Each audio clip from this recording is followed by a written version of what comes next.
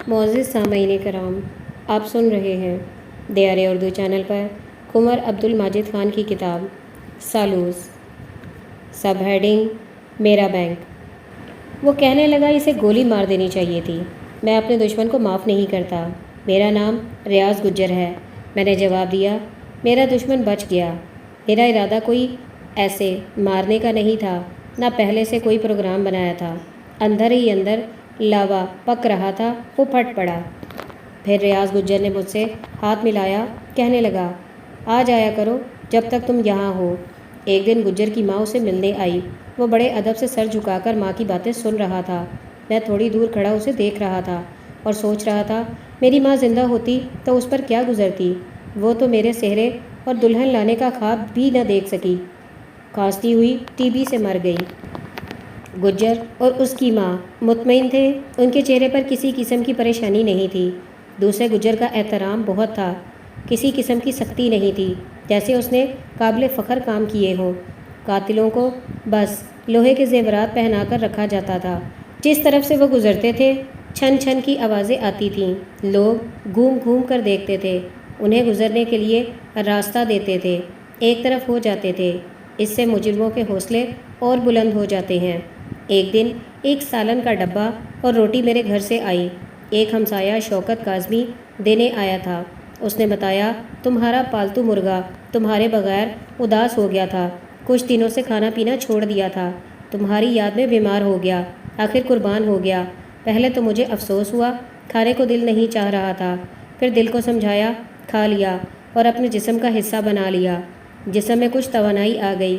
دن اسی طرح گزرتے رہے، شیو بڑھ گئی، شرافت اس میں گم ہو گئی۔ دوسرے ہفتے عدالت میں پیشی ہوئی، میرے خلاف کوئی گواہی پیش نہیں ہوئی، چنانچہ ضمانت ہو گئی۔ گھر پہنچا، بہنوں کی آنکھوں میں آنسو تھے۔ میں نے شیونگ ڈبہ نکال لیا اور شیو کی، جیل کی گندگی صاف کی، پھر غسل خانے میں گھس گیا، دیگر صفائی کی، کاٹن کے سفید کپڑے پہن لیے۔ بیگم نے ٹیبل پر کھانا لگا دیا، وہ بھی خوش نظر آ رہی تھی۔ 6 ماہ میں سسپینڈ رہا، بس حاضری لگا کر برانچ میں بیٹھا رہتا، کام کرنے کی اجازت نہیں تھی۔ یہ دن میرے سخت سزا والے تھے۔ ان دنوں پی ٹی وی پر دبئی چلو ڈرامہ بن رہا تھا، علی اعجاز کے گرد کہانی گھومتی تھی۔ میں چکر لگاتا ہوا کسی طرح وہاں پہنچ گیا۔ عارف وقار صاحب ڈائریکٹر تھے۔ سیٹ پر 3 کردار ادا کیے، مجھے آج تک سمجھ نہیں آئی، وقار صاحب نے مجھے روکا نہیں، نہ کوئی ہدایت دی۔ پہلا کردار ٹائپ مشین خالی پڑی تھی، وہاں میں بیٹھ گیا اور ٹائپ کرنے لگا، پھر غلطی کے انداز میں گنجے سر پر کنگھی کرنے لگا۔ کیمرے نے میری حرکتیں محفوظ کر لیں، اس طرح پاسپورٹ آفس کی لائن میں کھڑا ہو گیا، پھر کپڑے بدل کر علی اعجاز کے دبئی جانے کی خوشی میں بھنگڑا ڈالنے لگا۔ اس کام میں رات گزر گئی۔ صبح نماز فجر کی اذانیں سنائی دینے لگیں تو کام بند ہوا اور گھر کی راہ لی۔ بعد میں ایک چیک مبلغ 125 روپے کا عطا ہوا۔ 1978 میں میری تبدیلی رحمان پورہ برانچ کر دی گئی اور بحال کر دیا گیا، پھر باقاعدہ بینک میں کام کرنے لگا۔ اب وہی شیخ صاحب مینیجر تھے جو مجھے حوالات میں کھڑے کھڑے ملنے آئے تھے۔ انہوں نے تسلیم کیا تمہارے ساتھ زیادتی ہوئی ہے، ہم نے تمہاری کوئی مدد نہیں کی۔ باقی وقت ان کے ساتھ اچھا گزر گیا۔ کیس عدالت میں 3 سال چلتا رہا، میں تاریخیں بھگتتا رہا، تاریخ پہ تاریخ پڑھتی رہی، گرمی سردی آندھی طوفان ہر تاریخ پر پہنچ جاتا، اس خیال سے کہیں ضمانت کینسل نہ ہو جائے۔ ایک دن ریڈر نے کہا تمہارے خلاف کیس میں جان نہیں ہے، کوئی گواہی نہیں، کوئی ثبوت نہیں، پھر آپ کچھ کریں۔ میں نے جواب دیا۔ وہ کہنے لگا تمہارے پاس 300 روپیہ ہے، بھوکا کیا چاہے، 2 روٹیاں۔ چنانچہ میں نے اسے رقم ادا کر دی۔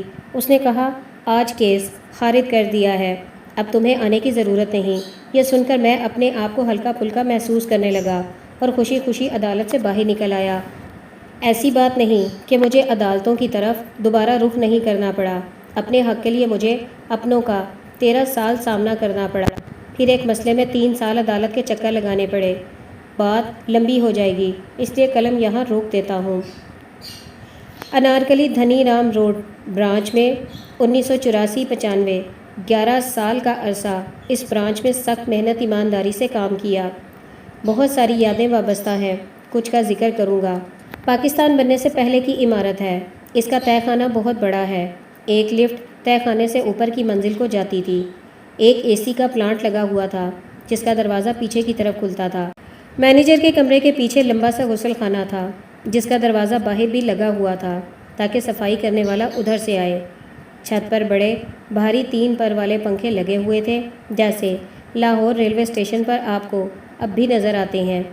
عمارت کے پچھلی طرف لکڑی کا بڑا دروازہ لگا ہوا تھا، اس کے ساتھ ہی اسٹاف کے لیے باتھ روم بنے ہوئے تھے۔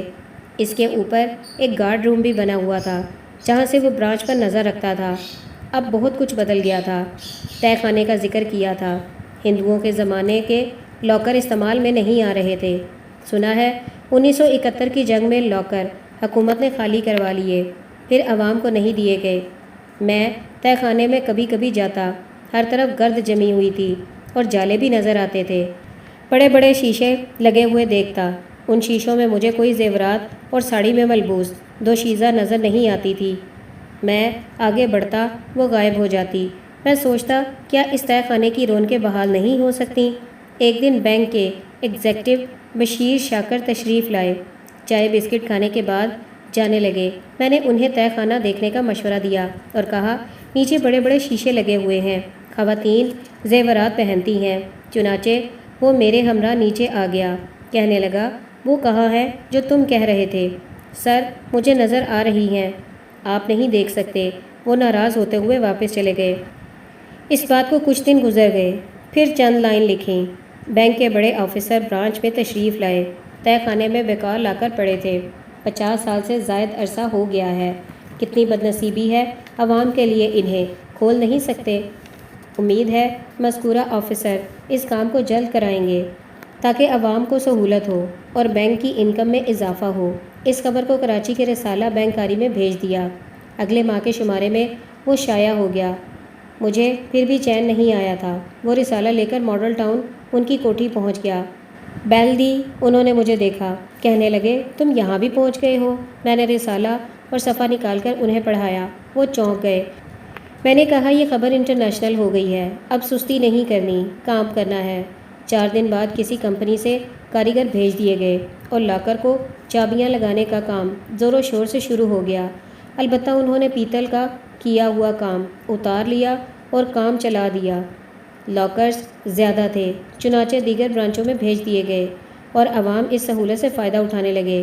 اس طرح ان کی قیمتی اشیاء محفوظ ہو گئیں۔ مجھے لاکرز کو ٹھیک کرنے اور عوام تک ان کی امانت پہنچانے پر بہت خوشی ہوئی۔ اس کام پر مجھے فخر ہے۔ اسی برانچ کا ایک دلچسپ واقعہ، میر بلخ شیر مرازی کی ایک خاتون تشریف لائیں اور مینیجر کرامت علی ملی کے کمرے میں چلی گئیں۔ تھوڑی دیر بعد وہ کمرے سے غصہ جھاڑتی ہوئی برآمد ہوئیں۔ کہنے لگیں بڑا بدتمیز آدمی ہے، کہتا ہے میں نہیں جانتا۔ میں نے اشارے سے اپنی طرف بلایا، کرسی پیش کی، ٹھنڈا پانی پلایا، پھر پوچھا آپ کا کیسے آنا ہوا؟ کہنے لگی زیور پر قرضہ لینا ہے۔ وہ کہتا ہے کسی کی بھی ضمانت لے کر آؤ۔ میں نے کہا یہ تو کوئی مسئلہ ہی نہیں ہے، آپ بے فکر ہو جائیں۔ ایک فارم ہیڈ کیشیئر سے طلب کیا، اس پر ایک جگہ اپنے دستخط کیے اور دوسری جگہ محترمہ نے اپنے خوبصورت ہاتھ سے دستخط فرمائے۔ اس کے بعد زیورات ہیڈ کیشیئر نے چیک کیے، بڑے قیمتی اور پرانے انداز کے تھے۔ آخر محترمہ کو ان کی مطلوبہ رقم دے دی گئی۔ اتنے میں چائے بھی آ گئی۔ انہوں نے کپ ہونٹوں سے لگاتے ہوئے میرا شکریہ ادا کیا، پھر جیپ میں اپنی سیکیورٹی کے ساتھ چلی گئیں۔ مینیجر ٹرانسفر اور دیگر مشکلات سے بچ گیا۔ اسی برانچ میں حافظ صاحب کام کرتے تھے، ان کا نام میں پورا نہیں لکھ رہا۔ مذکورہ مینیجر صاحب جب بھی ان سے کام سیکھنے کی کوشش کرتے وہ باتوں میں ٹرخا دیتا، کام ہو جائے گا، آپ کو ریٹرنز کے بارے میں فکر کرنے کی ضرورت نہیں۔ یہ برانچ کاروباری مرکز میں واقع ہے، گودام اور مارکیٹیں ہیں۔ چوہے بلی کی جسامت کے آتے جاتے نظر آتے ہیں۔ ایسا لگتا تھا قدیم زمانے سے اس علاقے میں آباد تھے اور انسانوں کی طبیعت سے آشنا تھے، اس لیے وہ آزادی سے کہیں بھی آ جا سکتے تھے۔ کھانے پینے کا کوئی مسئلہ نہیں تھا، ہم لوگ خوراک ضائع کرنے کے معاملے میں لاپرواہ تھے۔ گٹر، نالیاں، فٹ پاتھ، دیواریں، درخت، پارک، غرض کوئی جگہ ایسی نہیں جہاں پر آپ کو کھانے کی اشیاء پڑی ہوئی نظر نہ آئیں۔ اب تو کمال ہو گیا، ارد گرد کے گاؤں قصبوں سے کوے ہجرت کر کے شہروں کی طرف پناہ گزیر ہو گئے ہیں۔ نہر کنارے جناح باغ، ٹاؤن ہال کے سامنے پارک اور کئی لاہور کی اہم شاہراہوں کے کنارے کلیجی پھپڑوں کے چھوٹے چھوٹے پیکٹ فروخت کرنے والے بیٹھے ہیں۔ صدقے کے نام پر عوام اپنے سروں پر گھما کر ادھر پھینک دیتے ہیں۔ انتظار میں بیٹھے ہوئے کالے کوے کائیں کائیں کر کے خون آلود ٹکڑے اٹھا کر اڑ جاتے ہیں اور درختوں پر بیٹھ کر کھانے لگتے ہیں۔ ان کی کائیں کائیں کرنے سے دور بیٹھے ہوئے کوے آ جاتے ہیں اور اس دعوت شراز میں شریک ہو جاتے ہیں۔ اس سلسلے میں محکمہ انوائرمنٹ کو اپنا کردار ادا کرنا چاہیے اور شہر کو آلودہ ہونے سے بچانا چاہیے۔ برانچ میں چوہے کھا کھا کر فربا ہو گئے تھے۔ انہیں دیکھ کر خوف آنے لگا تھا۔ چنانچہ غلام رسول گارڈ نے چوہوں کو ختم کرنے کے لیے طریقہ کار اختیار کیا۔ کئی چوہے جہنم واصل کیے۔ دوسرے روز اس نے حافظ صاحب سے اپنی بہادری کا ذکر کیا اور انعام کا مطالبہ کیا۔ اس نے کہا یہ کوئی کارنامہ سر انجام نہیں دیا۔ پھر میری طرف اشارہ کر کے کہا اس بٹروے کو مارتے تو میں کارنامہ سمجھتا اور تمہیں انعام دیتا۔ اس کے لفظ سے میرے اوپر بجلی گوند گئی۔ میں اندر سے ٹوٹ سا گیا۔ اپنے والد کی ہجرت، اپنے رشتہ داروں اور زمین جائیداد سے جدائی بیکار جاتی ہوئی محسوس ہوئی۔ ابھی اس کے زہر آلود الفاظ سے میں سنبھل نہیں پایا تھا، اس نے ایک کرسی اٹھا کر میرے سر پر دے ماری۔ میں فرش پر گر پڑا۔ مینیجر نے مجھے سہارا دے کر اٹھایا۔ کچھ دیر بعد ایک درخواست اس واقعے کی مینیجر کو لکھ دی۔ انکوائری ہوئی۔ ہم دونوں کو چارج شیٹ کیا گیا۔ میری چارج شیٹ میں لکھا گیا آئندہ ایسا نہ ہو۔ میں آج بھی سوچتا ہوں آئندہ کیا میں کرسی سر پر نہ کھاؤں۔ پھر کام میں لگ گئے اور دفتری امور سر انجام دینے لگے۔ اس واقعے کو میں بھولنا چاہتا ہوں مگر پھر یاد آ جاتا ہے کیونکہ مجھے انصاف نہیں ملا۔ ظالم اور مظلوم کو برابر کر دیا گیا۔ اس طرح کے واقعات ملک میں دیکھے جا سکتے ہیں۔ بینک ٹائم ختم ہو گیا تھا۔ ایک خاتون اندر آنا چاہ رہی تھی۔ ڈیوٹی پر موجود غلام رسول گارڈ اسے کہہ رہا تھا بی بی ٹائم ختم ہو گیا ہے۔ میری نظر بے ارادہ اس کی طرف اٹھ گئی۔ خاتون نے جالی والے کالے کپڑے زیب تن کیے ہوئے تھے۔ اس پہ گورا بدن جھلک رہا تھا۔ گارڈ کو اشارہ کیا اسے آنے دو۔ گارڈ نے میرے حکم کی تعمیل کی، اسے آنے دیا۔ جی بیٹھیں۔ میں نے کرسی کی طرف اشارہ کیا۔ میرے سامنے وہ بیٹھ گئی۔ خاتون نے میرے آگے چیک کر دیا۔ کہنے لگی 5000 روپے چاہیے۔ چیک پاس کر کے اسے رقم ادا کر دی گئی۔ اس نے مسکراتے ہوئے میرا شکریہ ادا کیا۔ اسی لمحے مجھے پریٹی زنٹا انڈیا اداکارہ نظر میں گھوم گئی۔ میں اس کے ساتھ رقص کرنے لگا۔ خاتون نے مجھے کارڈ دیا جس پر آرٹ گیلری دھنی رام روڈ لکھا تھا۔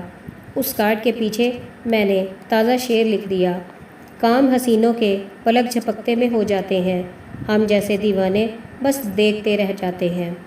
وہ شعر پڑھ کر بہت خوش ہوئی۔ کہنے لگی یہ اشعار آپ نے میرے لیے لکھے ہیں؟ جی ابھی آپ کے آنے پر آمد ہوئی ہے۔ پھر اس نے مجھے آرٹ گیلری آنے کی دعوت دی۔